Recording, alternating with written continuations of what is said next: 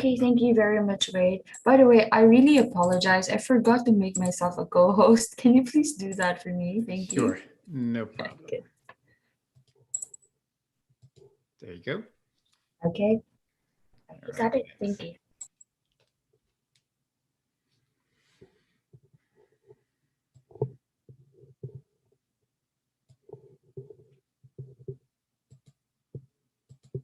I have a fairly small class today, so only 9 people signed up. So. Okay. But there are times like people would just go to the class right away without signing up. Yeah, we always have a few Yeah. drop-ins. Right. Okay. All right, I'm going to turn recording back on.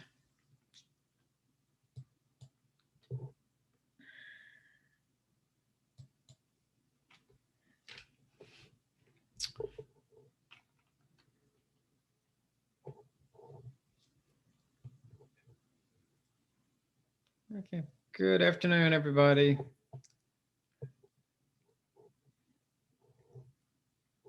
Hi.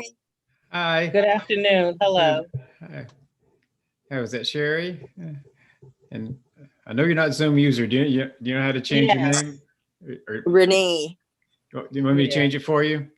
Yeah. Let me change it. Can't get it fixed. It's Yeah, I my don't know name what. is Sherry. Cherry. Okay, so Renee, R-E-N-E? E. E. Okay, spelling's not my strong suit. All right, there you go. Thank you. Okay, hi Sherry, glad to hear you here. Thank you. And let's see, Carolyn, can you hear us? Yes, I can hear you. Hey, hi Carolyn, how are you this afternoon? Oh, I'm well, thank you. All right, great. It's a beautiful day here in North Carolina. Got to move my setup outside so I can sit outside and do classes. Yeah. Haven't figured out how to do that yet, but I'm going to work on that.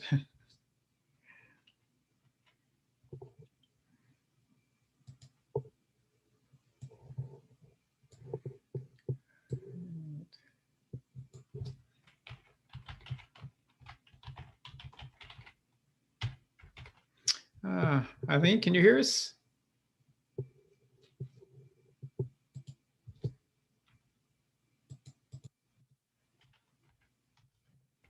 Yes, I can. There you are. Okay. Hi, welcome back. Thank you.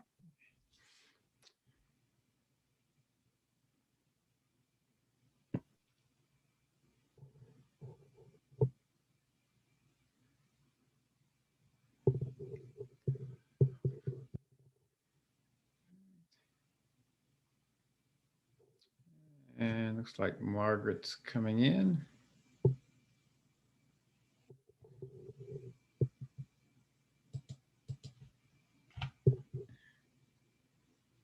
Hi, Margaret, can you hear us?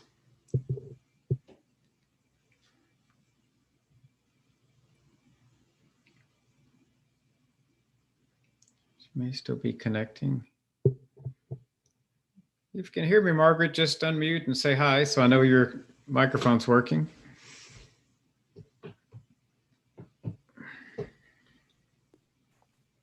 Can you hear me? All right, there you are. Yes, I can. Great. How are you? I am doing wonderful. Thanks for asking. Thank you very much for the classes you teach. Oh, you're welcome. I enjoy it as well. I do too. All right. We're going to have a fairly small class today. There's a few more people signed up though. So while we're waiting for them to come in, I'm going to get started with some of my setup and housekeeping things here. So let me go ahead first and share my screen.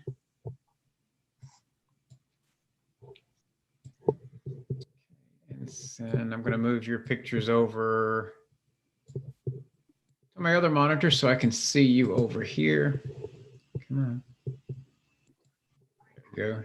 we go. My town.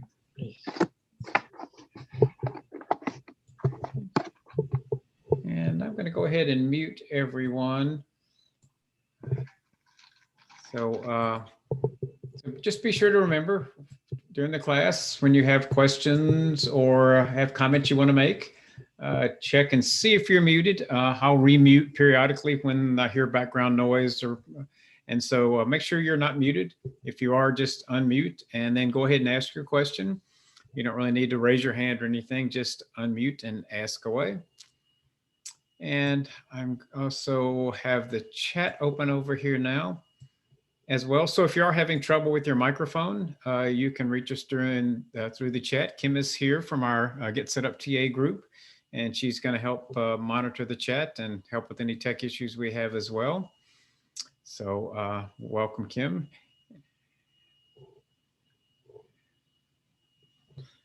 All right.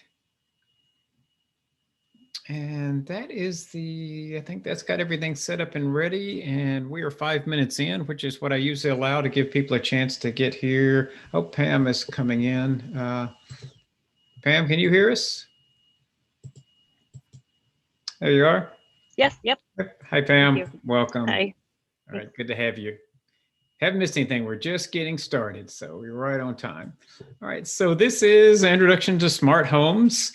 Thank you for joining. I hope you enjoyed the class. My name is Wade Yarbrough, and I'll be the guide for the class today. A little about me. I'm from a small town, 500 people in West Tennessee, just outside of Memphis. I got my undergraduate degree in psychology at Mississippi State, went up to West Virginia to get my doctorate. And I've taught psychology throughout my career, but spent most of my career designing, installing, and training users on healthcare information systems, primarily in hospitals, but also some doctors' offices. And what I love about teaching here at Get Set Up is that the people in the class are here because you want to learn the topic, not because your employer made you come to class. It makes it much more interesting for me. And what we try to do at Get Set Up is to create an environment that will be interesting and productive for you as well. So you can go to classes that you're interested in and be with other people that are interested in that same topic. You can hear each other's questions and even interact directly with each other, as well as interacting with the guide. And that's what we try to do, is create a nice, safe environment where you can interact, get your questions answered, and learn. The session is being recorded, and any participant can request a copy of that recording. To do that, just send an email to help@getsetup.io. And that is already in the chat. Kim has put that in there. So if you don't have this already in your email contacts, go ahead and copy that from the chat. In addition to using it to get recordings, there are some other ways you would use that, and we'll talk about that during the closing slides. We are live streaming the class as well. So I do want to welcome anyone that's joining us via live stream. Hope you enjoy the class as well. But I do want to remind you that the only way to get the full Get Set Up experience is to go to our website and register for the class. That way you can interact with the other learners and ask questions of the guide. And finally, Get Set Up is not paid to promote any of the products that we're training on. We are purely trainers. All right, so let's take a look at the agenda for today. So this is Introduction to Smart Homes. So we'll start out with the obvious. We'll talk about what smart homes are, what they're composed of. We'll talk a little bit about why people might want a smart home. We'll go through the steps involved in designing and creating a smart home. And we'll spend a good bit of the class talking about all the different devices you can put into your smart home. That's probably the most fun and interesting part of the class. So let's start with the first topic. What is a smart home? And a smart home is any residence that has smart devices in it. It's kind of a circular definition, probably not too informative, but smart devices are your typical home devices that you already have. But what makes them smart is that they can be controlled by things like smartphones, voice commands, and even triggers. And triggers are things like timers, motion detectors, locations, events like sunset, sunrise. So lots of different things can be used to control those smart devices in your home. And that's what basically makes it a smart home. And again, as always, if you have questions or comments, please just go ahead and unmute and ask your question or make your comment. We had a small group today, so we can make this very interactive. So why do people want a smart home? Several different potential reasons. You can save money, which most people like to save money. If you're using smart thermostats and smart lights and using plugs to turn heaters on and off, you can save money by controlling the use of those devices, especially ones that are energy hogs. Making life more simple. By the smart home automatically doing things that you were having to do yourself in the past, it does make things a little more simple. There's certainly security and safety features using things like smart lights to make it look like you're home when you're not, being able to lock and unlock doors, certainly having cameras in the house that you can monitor, all have security aspects to it. But probably, if truth be known, most people that do smart homes do it because it's fun. They like playing with the technology, and it is almost as much as a hobby as it is any of the other reasons we mentioned. So let's start getting into the meat of the matter a little bit. And we're going to start with what we call a smart home ecosystem. And this is an example of an ecosystem. It has multiple components to it. First are the smart devices, and that's things like the camera here, some light bulbs here. This is a can light here, more lights over here. Smart plugs, where you can turn floor lamps on and off, or any other electrical device that plugs into the wall. You can plug it into the smart plugs and control them. The way you control the ecosystem is from either your smartphone, which you can use, or via a what's called a hub.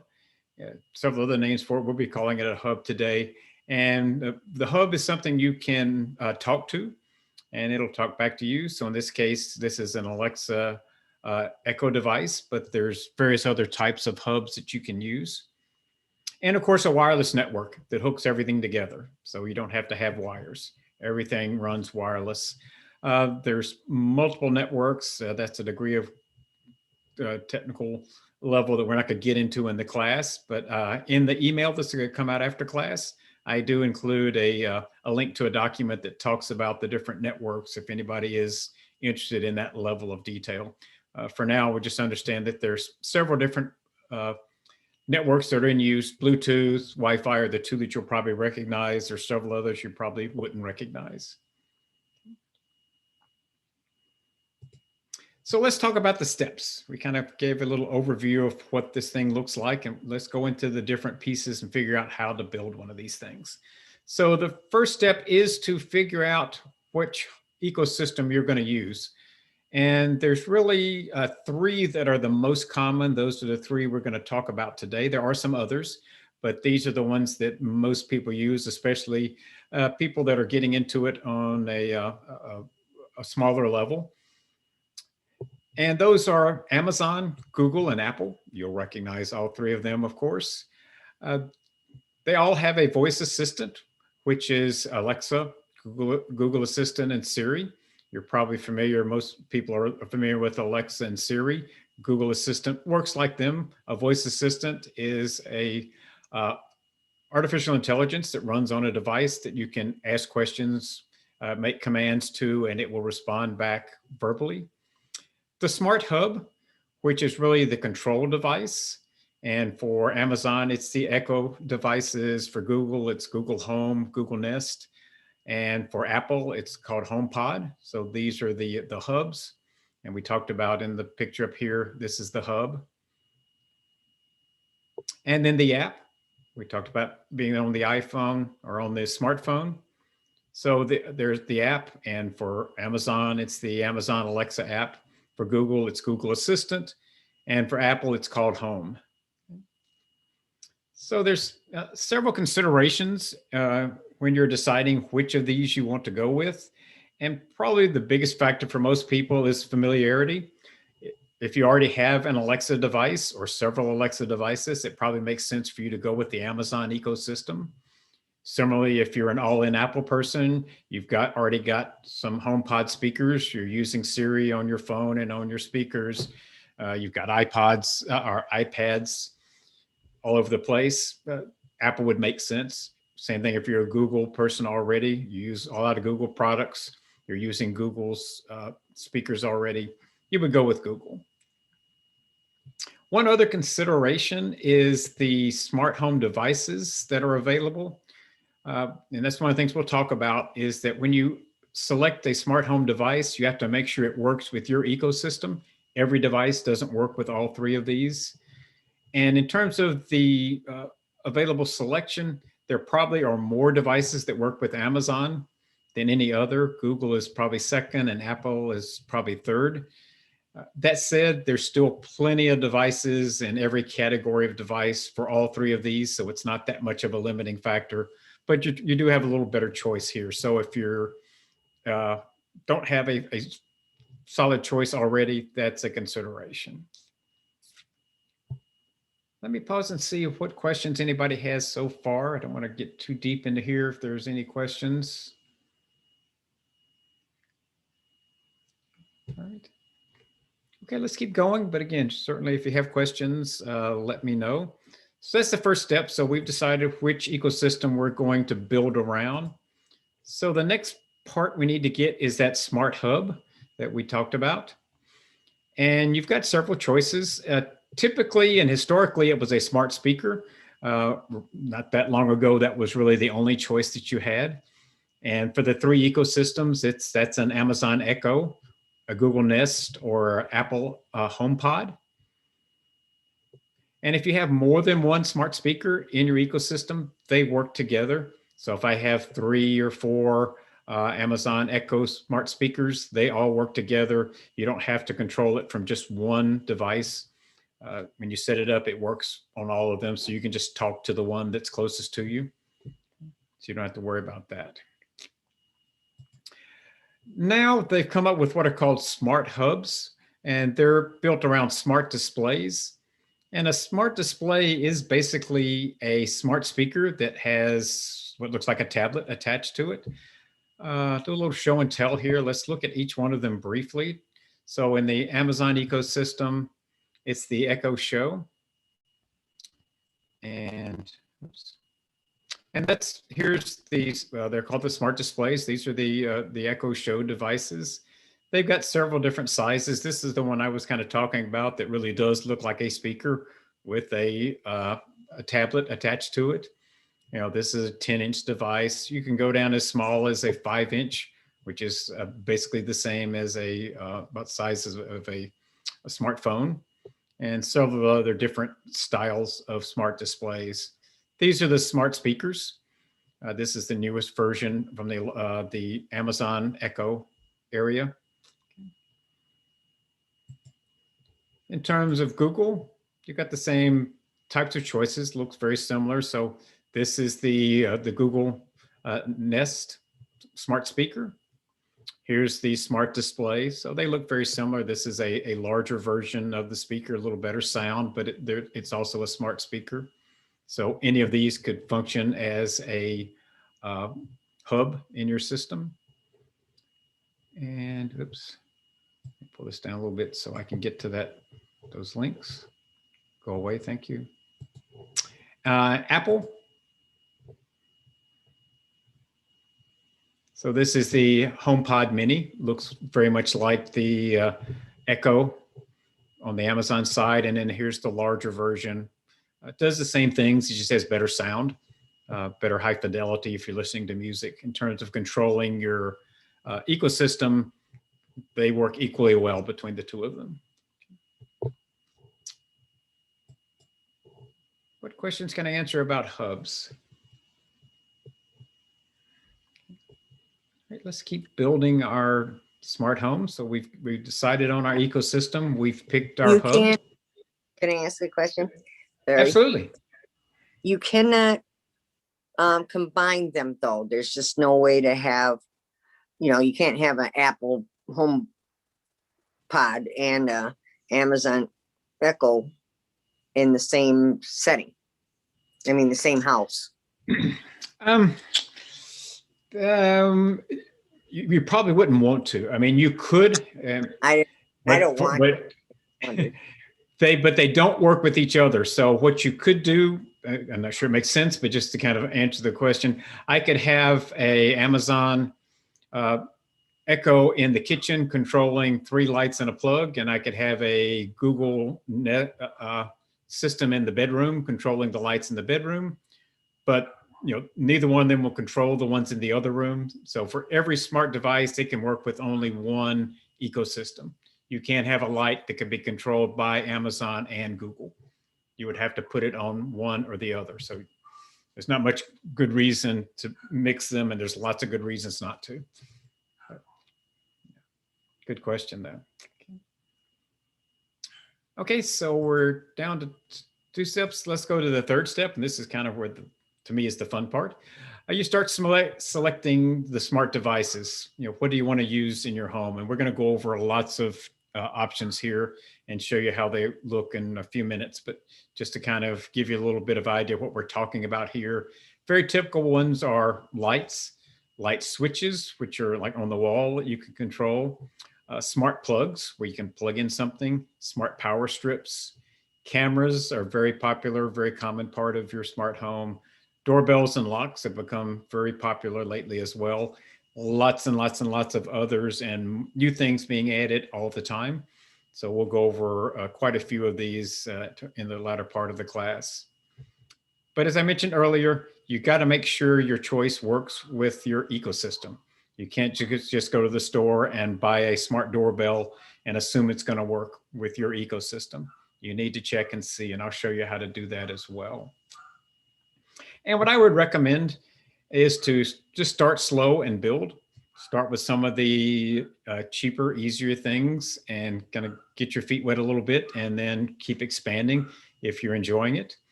I'll kind of go over the devices in order of their simplicity. We'll start with the easiest ones first and then move into some of the more complex ones, which doesn't mean you can't do it all at once. If you're building a new house or if you just want to do the whole house at one time, you can do that, but it can be a little overwhelming. If you're doing that, you're probably going to hire somebody to do it for you as opposed to doing it yourself, which to me is all the fun part of it.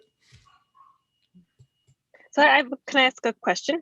Go ahead, Pam. Yeah, thanks. So if you have a Sonos system, how does that fall into this? What is that? It's not a hub, but what would that be considered in this situation? Is it a Alexa enabled Sonos? One of them is, and the rest don't. They're not. They're older. Yeah, if it's just a plain old Sonos, it's not a smart device, which means it can't. But if it's Alexa enabled, then it could be the hub. It can be the hub. Yeah. So, but we can't. But there's no way to update a Sonos speaker, right? Rather than just buying all new, which is a lot of money. I never say never these days, but I don't know of any way to upgrade an existing speaker. Okay. And one thing you can, in some cases, you can do is you can buy an Echo and connect it to a different speaker. But I don't know about a Sonos, but they're like little portable speakers that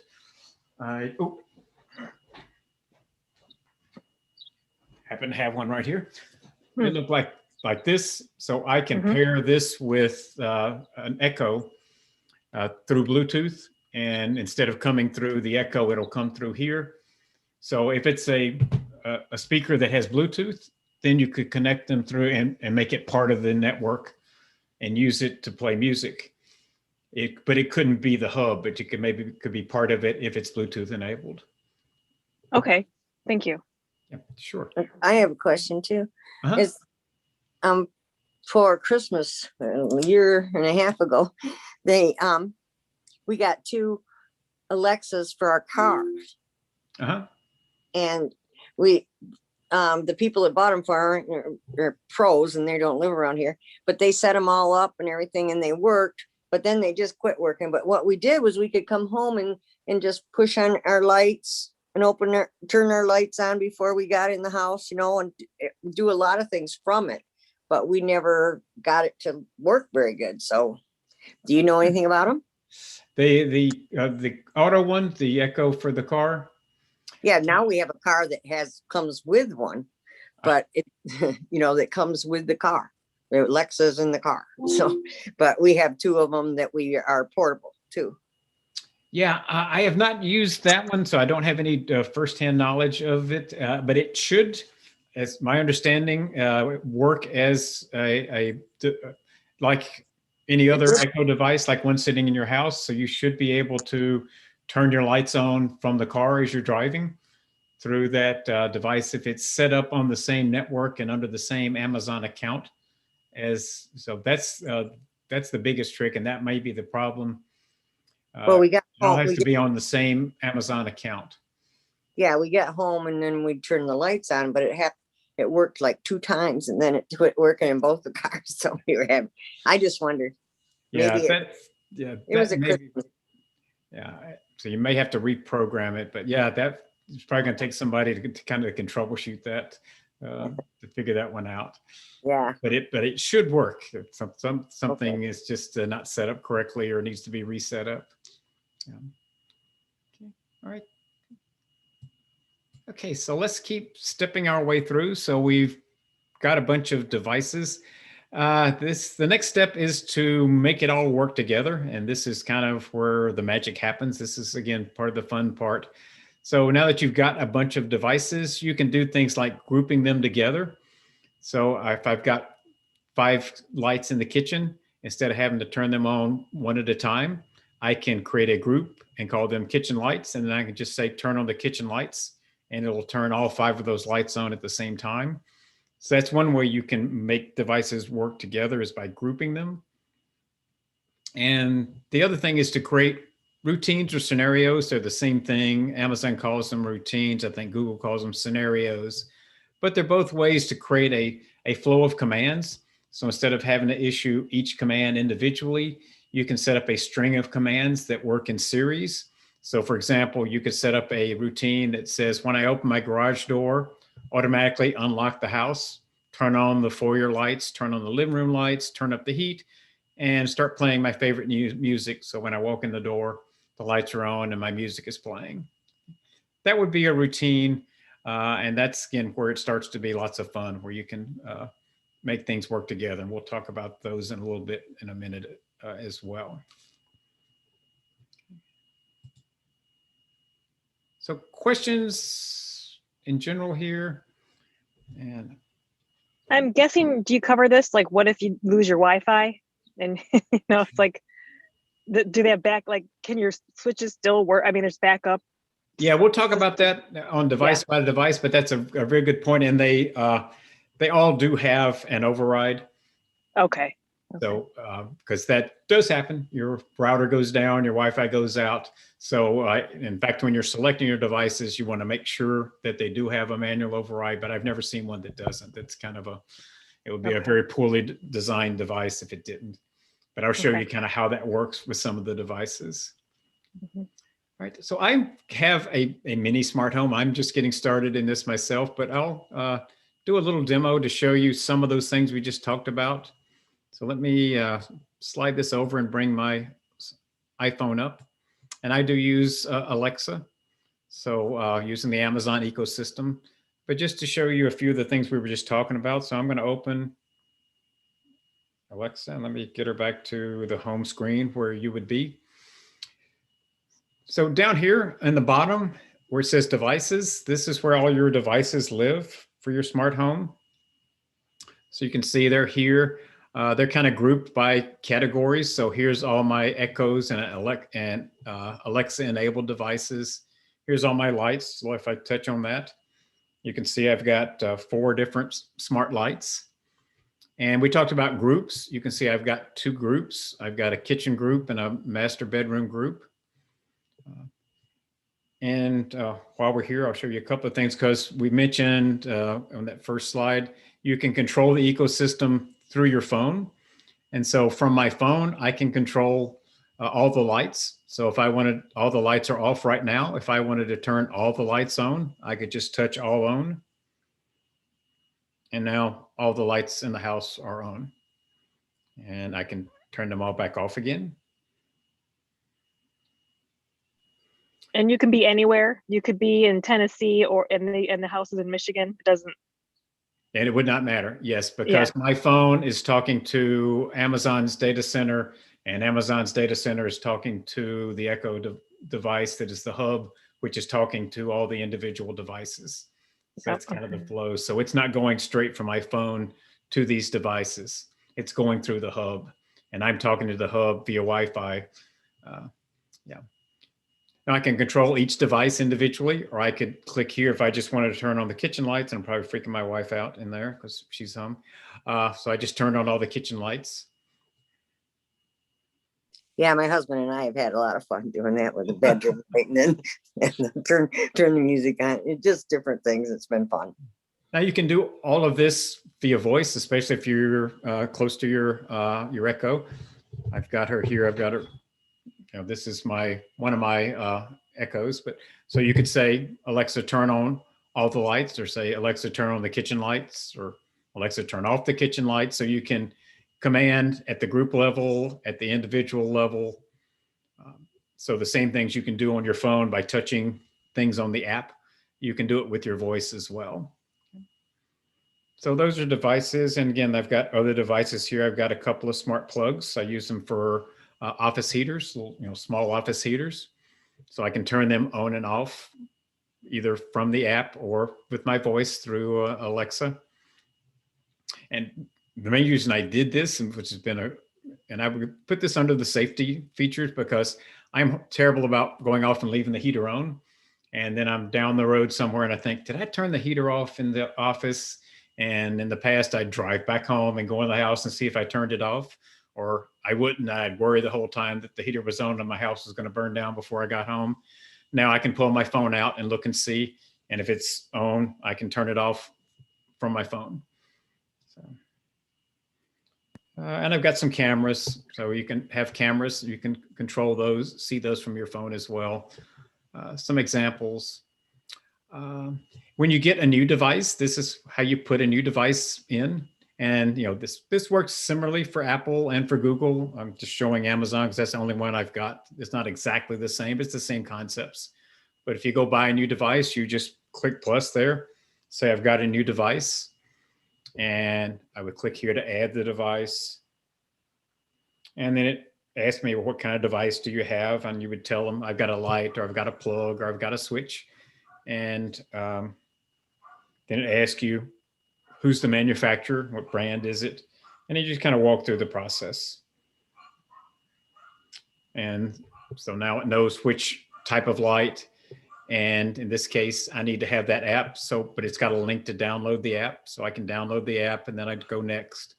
It's pretty simple. All of these are designed for people that aren't technical experts or to be able to use. And they are pretty simple to use. Says that I don't really have one of those. I'm going to stop there. I think hopefully you get the idea. And let's talk about routines a little bit. I've got a couple, for example. So to get to routines with the Amazon ecosystem, you come to more and come over here to routines. And so I've got a couple of, for example, here's one called Sunset Lights. And this is one that's controlled by a trigger as opposed to a voice command. And so basically at sunset every day, and you could say at sunset weekdays or weekends. So you've got options here, but it knows what time sunset is by checking with the time of day. You don't have to set what sunset is. It will turn on all the lights and set the brightness to 31%, assuming you're using bulbs that are dimmable. A lot of the smart lights are dimmable. So I've got it turned on sort of down low. So if we're out somewhere and didn't turn the lights on before we left, the lights will be on when we come home. And if we're out somewhere and not going to be home for a while, if anybody's monitoring our house, the lights come on every day at the same time. They can't tell if we're home or not because the lights always come on at dark. So that's a very simple one, but it's one that uses a trigger as opposed to a command. Most of them are based on commands.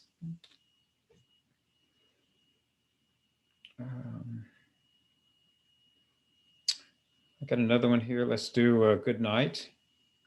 So here's good night. This one is initiated by the command. You actually, from the Echo device, say, Alexa, good night. And the way these all are set up is that, first here's the initiating event. So you either say, when I say something, or when the trigger occurs, when it is sunset, when my alarm goes off, when my car comes home, because you can do it by locations. So Alexa knows where you are by the GPS. So you can say, when I get home, open the garage door without you having to do anything. But so when that initiating event happens, then what do you want Alexa to do? And then you start adding actions. You put plus to add a new action. So here I've got the action. It turns off when I say goodnight, it turns off the heater in the sunroom, turns off the heater in the office, turns off the lights in the master bedroom and the kitchen. She says goodnight, and then she starts playing sleep sounds. So I can go to sleep. That was So a little wait, more complicated. Yeah, you're saying then all these devices that but will have on their packaging, whatever works with Alexa, basically, like your garage door opener, everything has to, so you have to buy everything new to fit Alexa, or do a lot of these things have add-ons nowadays? Well, nothing will retrofit, so it has to be a smart device. So it could be for some people extremely expensive. It's why I recommend starting slow unless you have a budget and a high budget and a high amount of time to do it all. Got it. Yeah. Kind of why I've only done as much as I've done. Okay. Yep.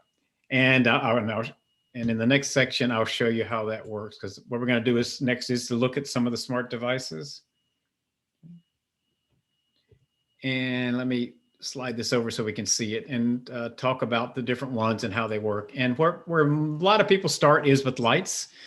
They're very easy to install. It's very logical how it works. And some of the considerations, they all will turn on and off.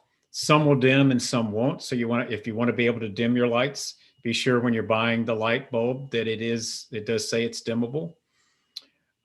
You can control lights when you aren't home using your smartphone. I showed you that, or you can do it via voice commands. So let's look at a couple of different examples. Let's start with the Philip Hughes 4-pack bulb. That's what I actually bought. And we're going to go to Best Buy. You could go to Amazon as well, but Best Buy does a nice job of helping you figure out which ecosystem it works with. So, they just dropped the price by $5. That's nice.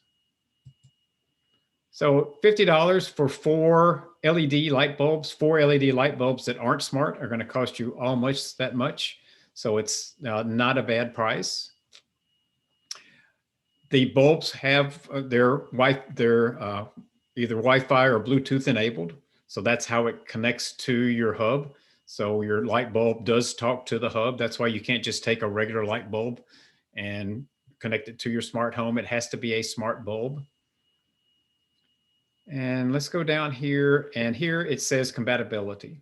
So I click here and it tells me this will work with the Amazon ecosystem or the Google ecosystem. It doesn't work with Apple. So that's why you need to check and see before you buy it. Now let's go to the other one, because I picked 2 different versions of the Philip Hue. This one is the Philip Hue starter kit. And I click into that one. And the difference is, well, one of the differences is twice as much, but it comes with one additional component. And that's its own little mini hub. And so in this case, the light bulbs talk to the mini hub, and then the mini hub talks to your ecosystem hub. So it's a little more complicated. Used to be this is how most of them worked. Now more and more of them, you can get a bulb that talks directly. So like in mine, since I'm using Amazon, all I needed was the 4 bulbs. I didn't need the hub. But now if I come down and check the compatibility,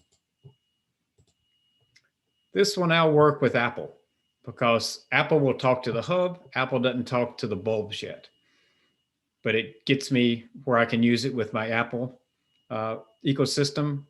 I just need that hub so that that hub will talk to my HomePod, which will then control everything. Does that make sense? So that's one of the things. So if you see some of them that are called a starter kit, or it may actually say includes hub or something like that, that's what it is, and that's what it's doing.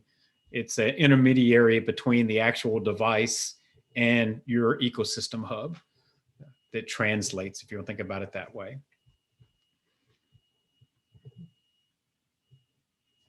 I'm going to keep going, but if you have questions, stop me.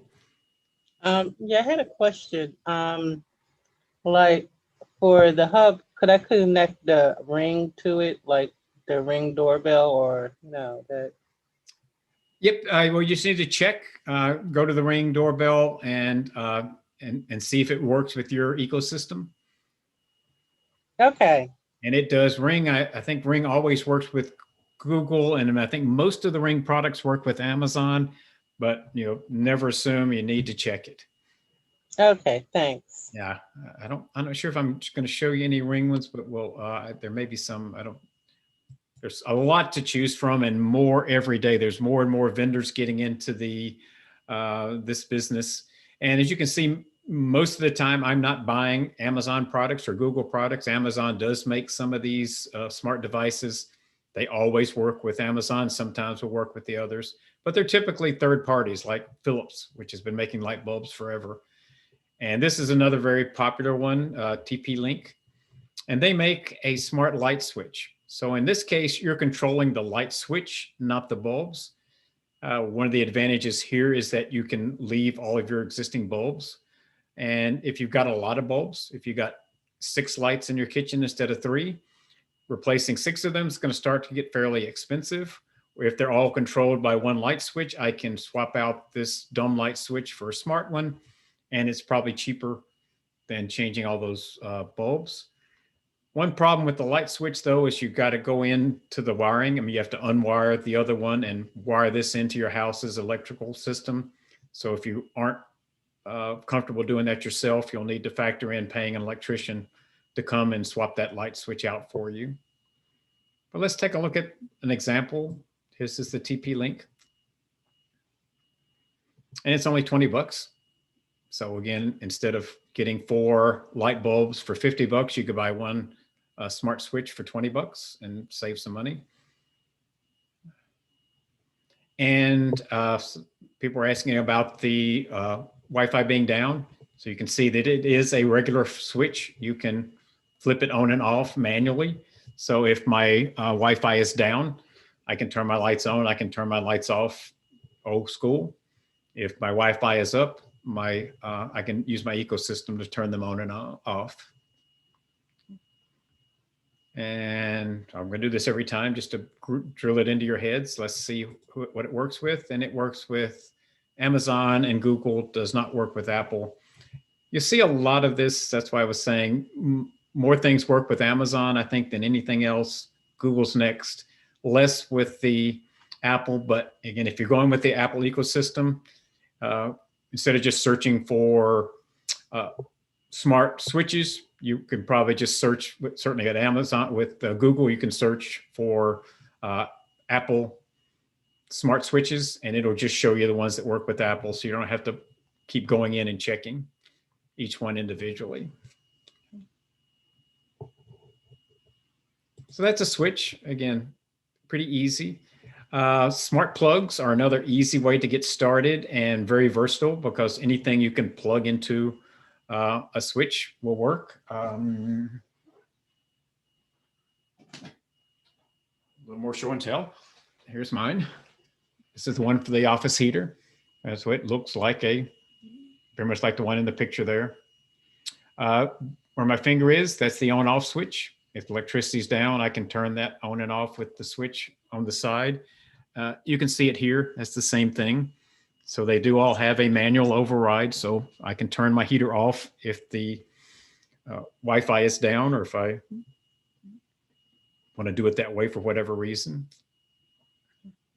Some of these will have an away mode where you can set it up so it will just randomly turn lights on and off. So it looks like you're there. Some of them have a light sensor, and so it can turn the lights on and off when it gets dark. Now, if you're using Alexa, and you can create a routine to turn it off, on and off when it gets dark, instead of having to buy that as part of the plug itself. But these are fairly inexpensive. I've got a couple here. We won't go into all of them. But this is $20 for a switch. And let's do our check. Yeah, I saw that it has a power switch, so you could have multiple things with that besides, you know, just maybe your light or laptop or something. Yeah, most of them only have one outlet, but you could plug a power strip into this outlet and control like multiple things. Okay, I see. Yeah. And the next thing I'll show you is a smart strip though. So, but now sometimes it doesn't say compatibility, but if it doesn't, click on specifications and it'll tell you works with. So sometimes you'll see it as works with. And this works with all three, Amazon, Apple, and Google. So whatever you've got, this one will work. And this is a smart power strip. So in this case, instead of just having the one, this one now has 3 outlets as well as 3 USB plugs. So you could actually have 6 devices plugged into the power strip. And it's only $16. So that's a pretty nice deal. Okay. And you can program these separately. So you can address plug 1, plug 2, plug 3, and with your hub, turn them on and off individually, or you could turn off the entire power strip. Yes, excuse me. So you could also buy it from Best Buy, not only Amazon, right? Yeah, this is, this one is from Amazon, but I think Best Buy maybe has these as well. I was kind of showing you both. And again, with Amazon, the reason I like Best Buy, it's a little harder to find. This one works with Alexa. They tell you that very clearly. You typically have to go down to see what else it works with. Here it is. Works with Alexa or Google. So it does work with Google, but you know, this is Amazon, so they're not quite as upfront telling you it works with Google. It is in here, works with Alexa, Google, Home Assist. So you have to search a little bit more, whereas with Best Buy, it's a little easier. That's why I like Best Buy a little better, but it does tell you. Wade, I just got one at Sam's Club, the Cosma, Kasma, and it was two plugs for $24, and I love it. It's Okay. great. Yeah, Great. there are a lot of vendors, and these are so versatile. That's why I like the plugs. Mhm. I got mine. I found a sale, and there were 2 of them for $20, I think. So sometimes if you watch for sales, especially around holidays and things, you can get them very inexpensive. In fact, yeah. So those are plugs and strips. Again, very easy to get into. Home security cameras, another very popular one. And this is where you can get lots of variation in prices. So this is one you have to do a little bit of research on. And you need to research all of them because there are differences in prices. And sometimes there's a lot of difference in price for pretty much the same thing. Sometimes the more expensive one has a lot of features the other one doesn't have. So you may find a cheap bulb, but it's not dimmable. If you don't care about dimming the bulb, that's great. But if you want a dimmable bulb, you need to get that more expensive one because it does more.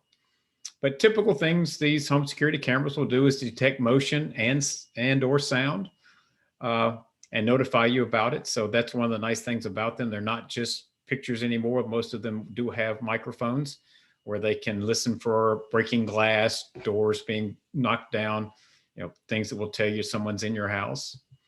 You can record for a designated time after detection. So if something, motion or sound triggers it, you can say, how long do you want to record? Or you can just have it live streaming 24/7 into the cloud. And so if you're gone for a couple of days, or you can go back and see everything that's happened while you were gone. And this is one of the nice things about having a virtual display as your hub instead of a smart speaker. You can actually tell your assistant to show me the front door camera, and it'll display that on your virtual display. And you can do the same thing in most cases on your smartphone if you don't have a smart display or a virtual display. So I've got a couple here to just as for instances. So this is the Casa. Casa's, again, very popular manufacturer of. And this one, oops, I picked because it is wireless. Some of them you have to plug them in.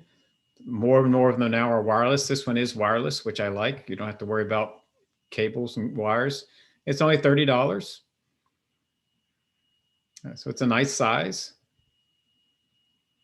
And it doesn't have compatibility, but it's got specifications. So it works with Amazon and Google.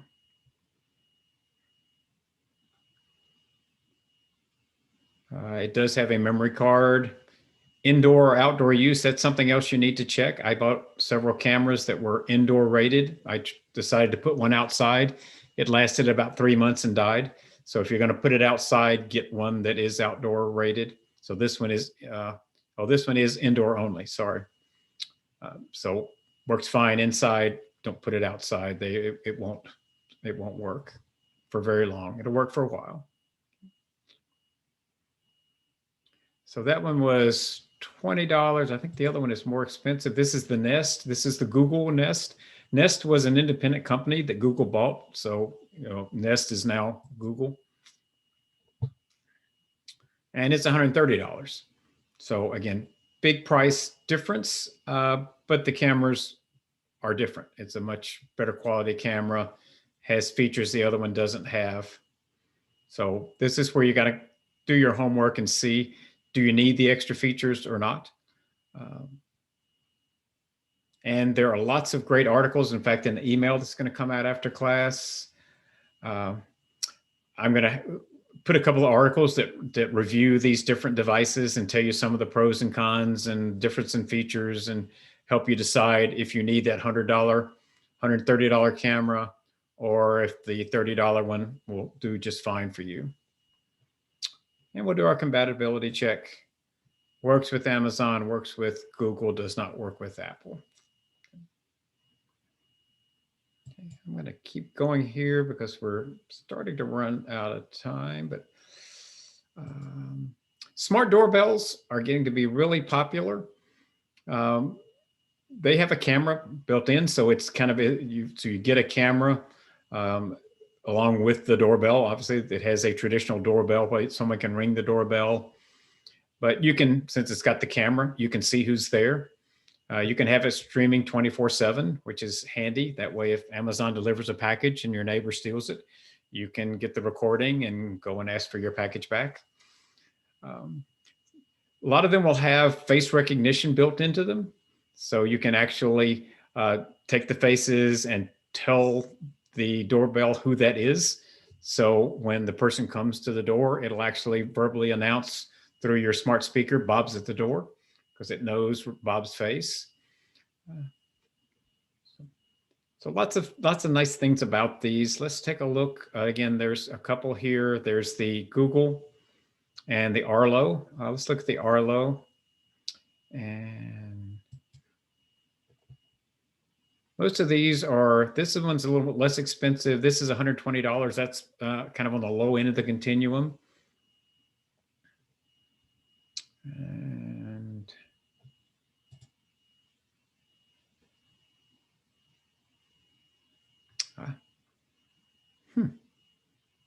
this used to work with some of the others, but it looks like, let's look in the specifications. Okay. It does work with Amazon, Apple, Arlo, and Google, and SmartThings. SmartThings is HP, so it does work with all three of the ones we're talking about. We're just about to run out of time, so I'm going to kind of fast forward through a couple more just to not talk as much. Here I mentioned you can get an outdoor camera.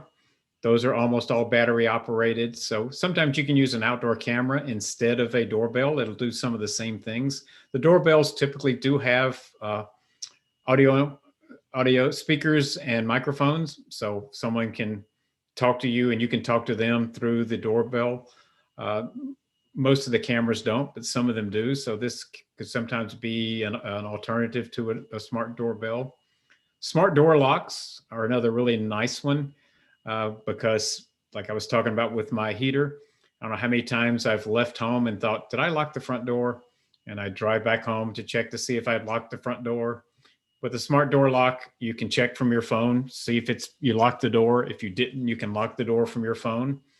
If someone comes to your house and you're out somewhere in the house and you know who it is and you want to let them in, you can unlock the door from wherever you are.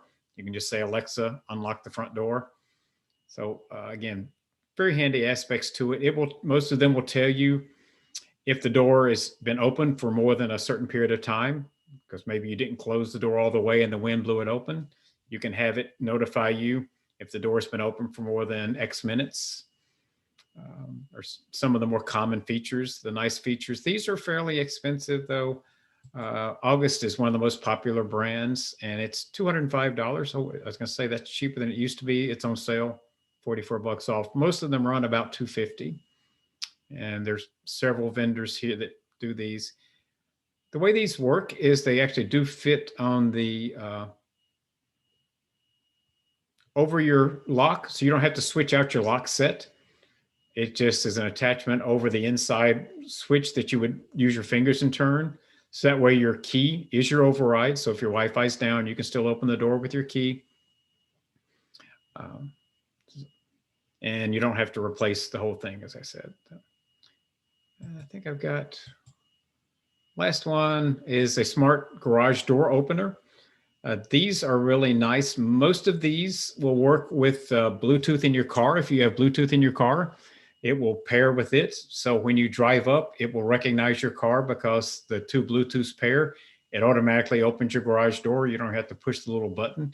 I know that's getting really lazy, but that is nice. And since it is a smart device, it can now talk to other smart devices. So I think the example I used at the first of the class, if you've got a smart garage door opener, when it recognizes the Bluetooth in your car, it opens and it also can tell your front door, your smart door lock to unlock the front door, etc. So, and these are relatively inexpensive. $60 for that one. I think the Chamberlain one is even less expensive, $30. So compared to a door lock, they're fairly inexpensive. I think that was, yeah, that was the last one. So we are almost out of time, so I do need to go to the closing, but we did get through everything.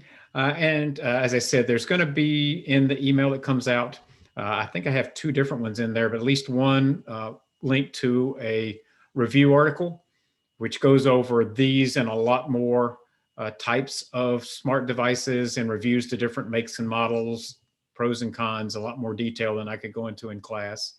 So I was mainly wanting to whet your appetites and get your curiosity up so you can go and do your independent research.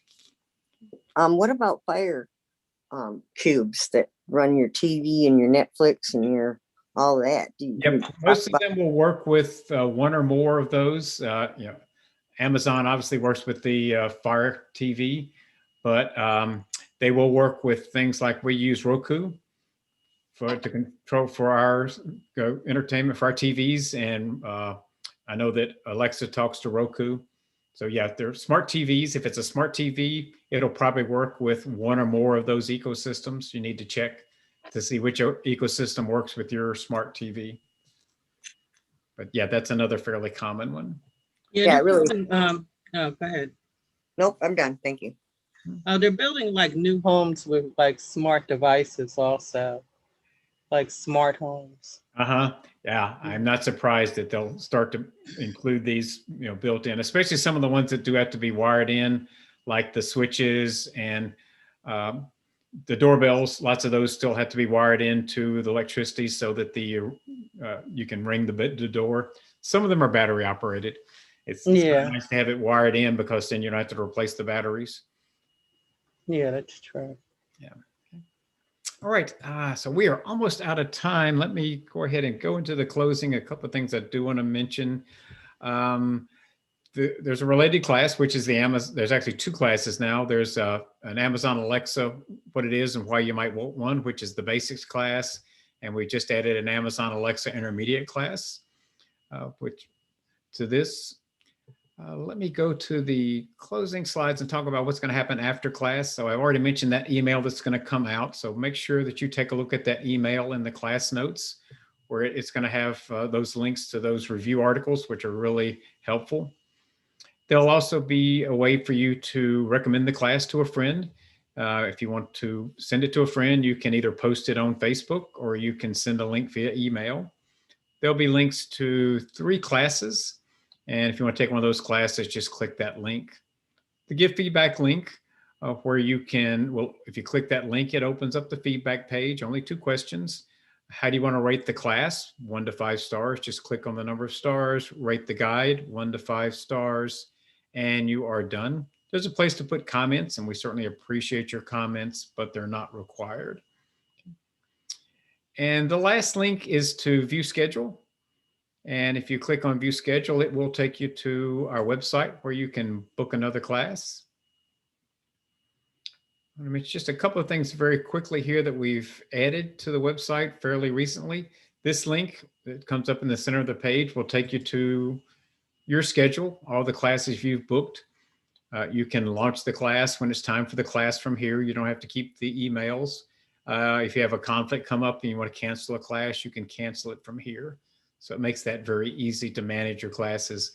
We are still working on getting your history of the classes you've taken. I know that's several people have asked about that. That is coming. We haven't forgotten about it, but it's not there yet. But one thing that a lot of people have asked for that is here now is that if there's a guide or maybe several guides that you like their classes, you can now type in their name and hit enter, and it will take you to a listing of all the classes that they're scheduled to teach in the next week or 2. And you can scroll through and select any classes from there as another way to curate the classes you're interested in. Right, I am 2 minutes over, so I'm going to go ahead and stop here. I do want to thank you for attending. Hope you enjoyed the class as much as I did, and hope I see you again in another class soon. Thanks, everybody. Thank you. Thank you. Have a great afternoon. Thank you. Bye-bye. Bye, everyone. Thank you, Wade. Bye-bye.